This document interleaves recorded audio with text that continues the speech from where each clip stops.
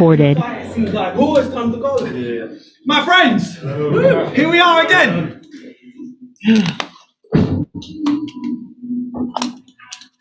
I was expecting more of you. Very disappointed. I'm joking. Thank you everyone for coming. Oi. MashaAllah. Luke, I saw you take a bit of a moment at the top of the ramp before you even went down there. What was going through your mind before you made that walk? God, I am grateful. I was trying to look for my mum in there. Whew. Yeah, man, it's been a...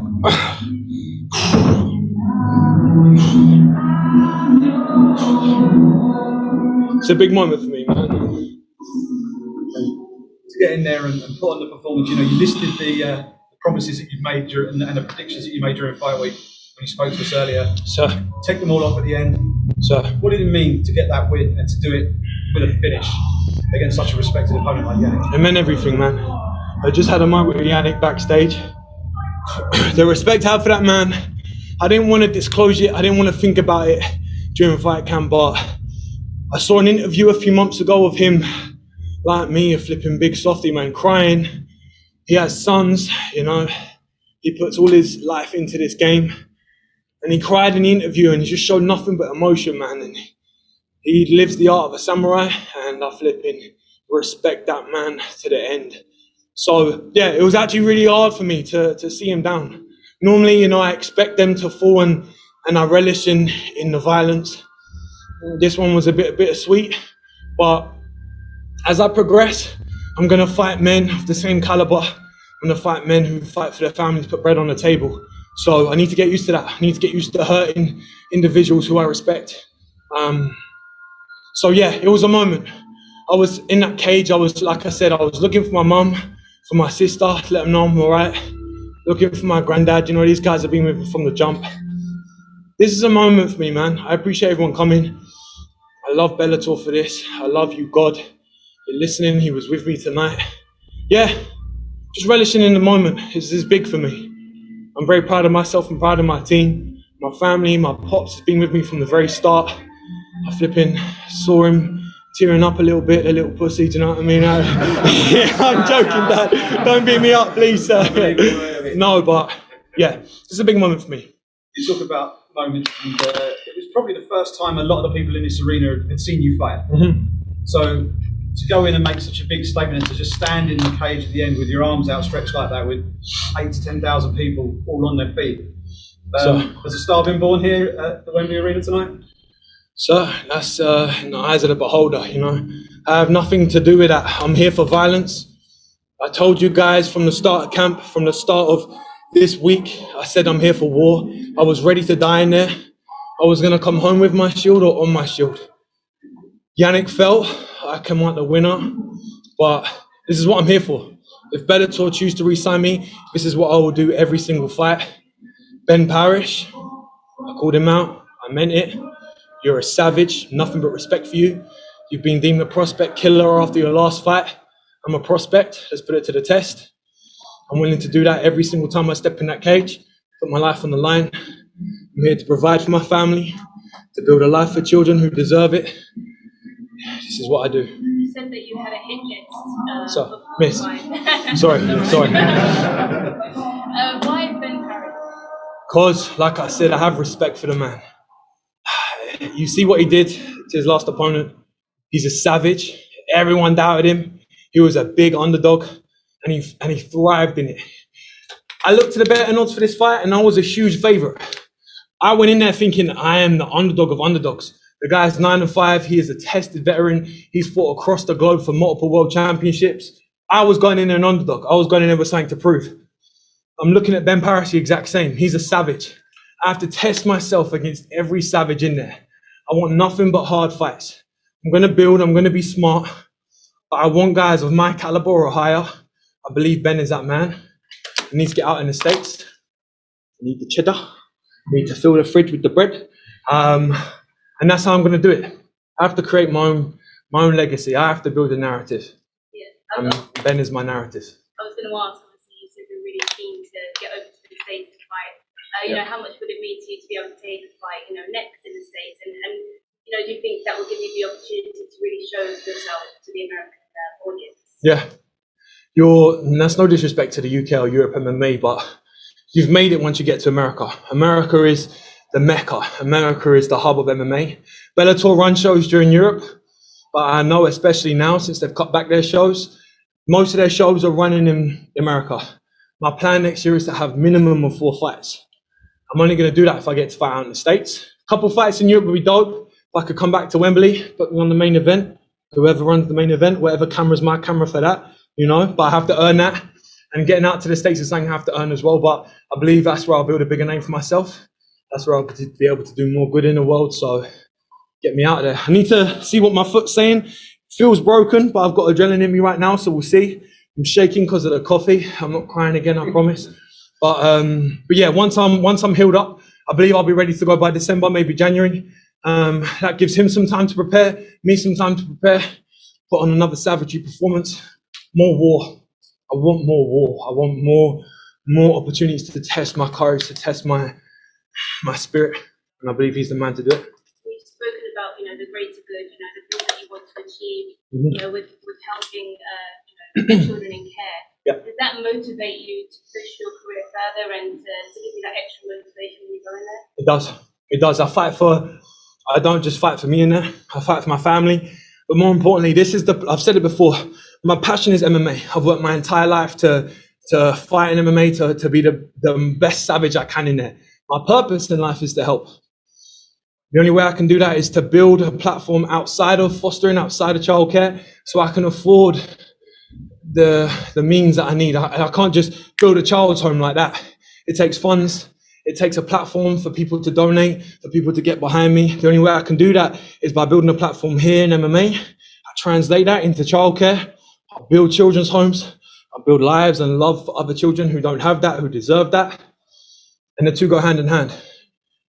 Savage in the cage, try and help others outside. So, what is the dream? What is the big picture? What is the goal for you? The end goal?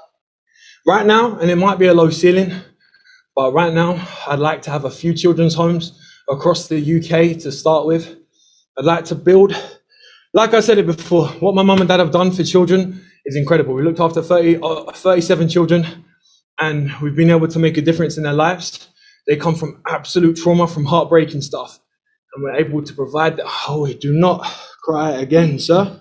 Hold it together. Thank you, Dad. The things that my mum and dad have done for the children that we've looked after, I want to be able to do for other children, but on a bigger scale. We're only one family, and there's only so many foster families out there who can do that.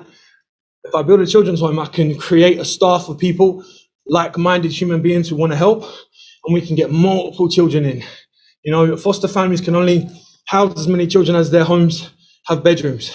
Children's homes are designed to help those who don't get the opportunity to go to a family like my mum and dad. I want to be able to build something that can do just that on a large scale.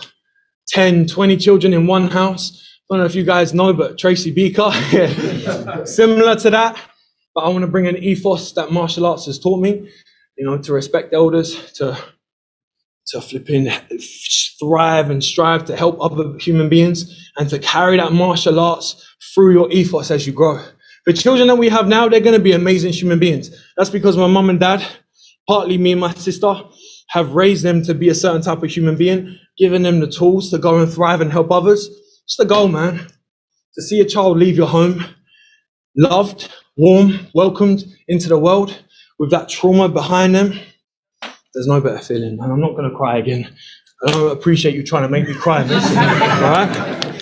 Yeah, I'm joking. Two from me, if you don't mind. You mentioned after the fight. My brother. You mentioned after the fight, it was the first time that you've been hurt inside the cage. So what was it like to experience that first? It was dope. I'll be honest, it's going to sound strange, but I got rocked. The whole time, I was saying to myself, with my shield or on my shield, I'm prepared and I'm at peace to die tonight. If that's my life, that's my life. I've lived a great one. I got hit. I was like, ooh, tasty, go. I hit him. Ooh, he said, tasty, let's go. Then I knew it was back and forth. I said to my coach, I made a mistake. I should have slowed it down. In my mind, I thought, just savage, savage, savage. Try and hurt him, try and hurt him. And I saw punches coming and I rushed. In sparring, I would have said, whoop, slip, counter, slip, look, counter. Instead, I saw a punch and I threw a punch without thinking about it. That's not how you should fight. In sparring, I'm so calm. In here, I have thousands of people shouting my name, screaming, noise, the cage, the flipping re-signing of my contract. My coach is there watching, everyone's screaming. There's a lot going on. The more I fight, the more I'm able to slow things down. I see a punch coming, I take my time, boom. Like I could have finished him there clean. Wouldn't have had to bust my foot. Wouldn't have had to get rocked. These are things I'm learning. You know, I'm 5-0. I'm 5-0, everyone. I don't know if you realize that now. Boy, let's flipping get it. But as I fight more, I'm going to be able to see that. I'm going to have the ability to see shots coming and fire when I need to fire. And not off panic, off choice. My coach, Mickey Papas, talks about choice. See a shot? Choose. Relax. It's not there. It's not there. It's there. Go. Instead, you go off what you think is instinct, but it's not. It's panic. So as I progress, I'm going to learn how to deal with that. I'm going to learn how to fight smarter, but this is a learning curve. Oh yeah, just two more. Paul, Sir. This is a hard fight, going back and forth. What experience did you feel like you've learned from this fight as you just talked about? You just said I got rocked for the first time. I know what it's like. Iron. Do you know what I'm saying? Until it's not. Everyone has a day, but right now I'm granite. So I know I can take a punch. I know I can fight a man who's more physically imposing than me. I know I can use my elbows. I know I can teep someone in the face. I know if I kick someone's shin with my foot, it's a bad day for my foot. There's many lessons I've learned. So I know I can fight in front of thousands of people and it won't bother me. I know I can fight on home soil. Pressure, flipping. I learned a lot in this fight. And the last one is, I quickly want to read a quote from Errol Barney. It says, the Luke trainer appears to be one of the real good guys in the sport, happy for his success, braving for a moment ago as he improves the fight match. So what's it like to get recognition from Errol Barney? Yeah, Ariel keeps sliding in my DMs anyway. Before the fight, it was non-stop. No, I'm joking. Ariel, you're a flipping legend. No, he reached out to me after the Milan fight, wished me all the best, and he mentioned me in his podcast at DC. It meant a lot to me, you know, as an up-and-coming fighter who looked up to him as a journalist. Hopefully one day I'll be able to speak to him in person or in his little Zoom call with his office. Flipping, that's a dream of mine, one to tick off. But yeah, hopefully the more we progress, the more interviews, big interviews like this, I'm going to be able to learn how to deal with that. The gift of the gab is important in this game, so. I'm sure you just pitched yourself a video call with Errol Barney. So, just Monday and Wednesday shows next week. I'm free from 9 to 5, Ariel. You know, be on my schedule, please. All right, none of that New York time, but no, anytime, sir, please. Fantastic performance. Thank you very much, sir. Thank you. Luke, you mentioned obviously that you're 5-0, so you're still very young in your career. Sir. How do you intend to deal with pressure? I mean, you've taken up on social media tonight, we've all seen in your comments. So how do you intend to deal with pressure? There's potential that you're going to be given a big fight next. So, how do you intend to deal with it? like I said at the start with the interviews in the week, there's pressure, there's real pressure in life. There's, you know, like I said before, there's a pressure of an 8-year-old girl coming to our house with the worst trauma you could expect, and your job is to make sure she leaves your house loved and welcomed and with that trauma behind her onto a better family. There's that pressure. If you don't do your job, a human being leaves your house the same. That's pressure. In here, I'm either going to die on my shield or I'm going to come back on my shield. Two ways. The pressure is there. That's it. I either win, I lose. I live, I die. I'm fortunate enough to have outside things that have caused larger pressure. This is my passion. I love this. I win, I lose, that's it. I'm at peace with losing. I'm at peace with winning. There is no pressure. Can someone please get me a bottle of water, Bobs? Thank you. My lips are so dry. Thank you, sir. Sorry. Luke, a couple of questions from me. Sir, my man. It's looking proper. I appreciate you lying, sir. It's patchy. 16 I was growing this, guys. All right, give me a break. If I can take your mind back to the fight, the jab was working the treat, you look completely in control, you're taking him down and tapped his gas tank. And it looks like you're going to take him out towards the end of round one. Talk us back to going back to your stall. What was going through your mind knowing that you might have been this close to the finish? How do you rein it back in and get your zen back for round two? It was weird. I think I'd caught the leg and ran in with the leg. When we were training, the goal was to, once we get him down, to be violent. And I wasn't violent enough. It was, I can see Mickey smiling. I'm going to get an earful when I'm backstage, I know. But I could feel myself laying on him, thinking, let's go. He won't do anything. Let's go. And it was little shots, little shots. I'd seen his last fight against Melvin, and he was violent and put him away. And I thought, any minute now, I'm going to be violent. I didn't see the opportunity, and I didn't go. Another thing where I need to, what I would have done in training, grab the wrist, pin the wrist, Khabib, smash, put him away. I would have seen the shots coming, put him away. Here, I don't know. The noise stopped me from doing that. Major learning curve. I got him against with a body lock. In the gym, I take everyone down with a body lock. For whatever reason, I held him against the fence. Mickey again will tell me what I did wrong. I didn't go to number one. I didn't chain my wrestling. Again, when you're in there, it's hard because you've got so many things going on. I need to learn how to tunnel vision more. I've done it in previous fights, but I think I've had 3 fights in 3 years. Ring rust is real. The more I come, the more I'll be able to slow things down. But again, it's just a learning curve. I did what I need to do. I put him away. And first time I put someone down with an elbow, I think I put him down. Did I hit the elbow and he fell? Yeah. So, what? Muay Thai? Come on. Shout out to Dave Fenson out there who helped me with my elbows for this camp. But yeah, so there's things I've done great. There's things I didn't do too great. Lots to work on. That's the beauty of this game. I'm always going to learn. When you say you're talking about the spinning back fist then? He hit me with a spinning back fist? Yeah. He did, right? That was, yeah. Ooh. It didn't look like you were right. No, I felt it, and he smiled, and I was like, "Boy, you got me with something." But you know, when you're in there, it's like, "Yep, we're moving." But he hit me with a couple of shots. He hit me. I went southpaw, didn't do what I was supposed to do, and he caught me first with a kick. I was like, "Damn, that's what I was gonna do to you, you cheeky boy." So again, there's loads of things I need to do better. But we get the win. We move on. We re-sign. Cheddar, wherever you're at. Scott Coker, Jude Samuel, please, a little bit more money would be lovely. But yeah, so yeah, things I need to do better. And the last one for me, if you can talk to 2 moments. Obviously, you've got the moment. There was a moment where you, like post-fight, where you got the open in your hand and soaked it in, not meaning to make you cry up front. It's okay. The moment, obviously, with your old man making a race, talk to those. What does it mean to you to have your old man in there, marquee victory, on to the next one? Everything. I've said it before, my dad is my hero. I've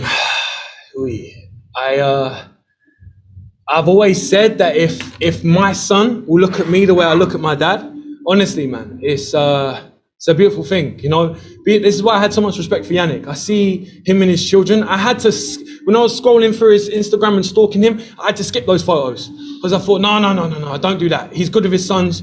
Put that out of your head. Fathers, man, if you're listening, you're a dad, you have so much responsibility. That's pressure. Being a dad is pressure. You know, you got to raise another man to be a good man. I'm fortunate enough to have my dad as a good man. I can be like him.